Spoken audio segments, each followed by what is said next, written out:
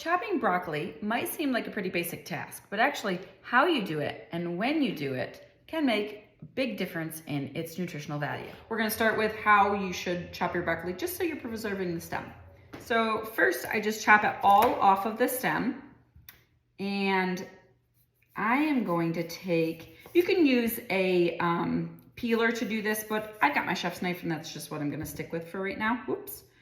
And I'm just gonna cut off the outer hard rind of this stem. Now, if you look down at this, you can sort of see where the color changes and where the firm part is done. And this can just be chopped up, same size as whatever you're gonna chop your florets into. So mine are going to be bite-sized, inch pieces or so. And then these are gonna be pitched to my chickens. So we all know that broccoli is really healthy, and some of the things that we find on nutrient labels are things like fiber and vitamin C and vitamin K, and some of the things that we know are there for health benefits. But there's things called bioactives, and these things have health promoting benefits without being a nutrient per se. Broccoli has a ton of these bioactives, things like phenolics, glucosinolates, and isothiocyanates. Now, that last one, the tongue twister, isothiocyanates, actually is converted to sulforaphane. And that word I'm betting you probably heard before. Sulforaphane is that bioactive that we know has anti-cancer benefits, but it's a little finicky when it comes to temperature and cutting techniques. So one study looked at proper ways to cut broccoli in order to maintain the max amount of sulforaphane. So let's reverse back a little bit.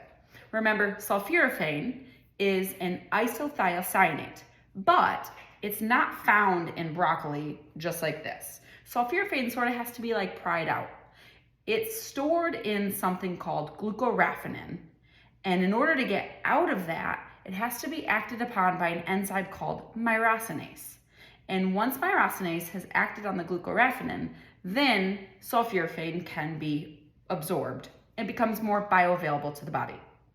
Okay, so now that we have that, this is all for the purpose of creating more sulforaphane, more bioactives in broccoli, and not destroying all of them when we cut and cook, okay? One study looked at chopping a broccoli 4 ways: cutting it into a floret, cutting that floret into 2 pieces, just like that, cutting a floret into 4 pieces, so just quartering it, very basic.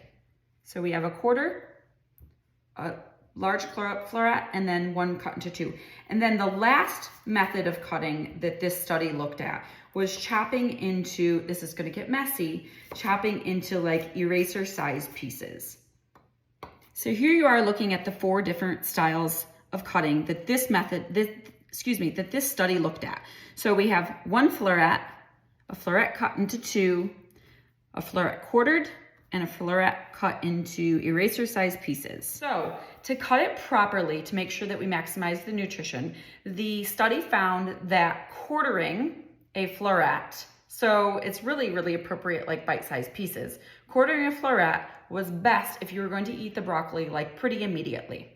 However, if you're going to wait until the next day, 24 hours hold time, then you would just cut into a single floret. You may be wondering about those pre-cut bags of broccoli. Well, they could have been chopped days or several days prior to coming to the grocery store.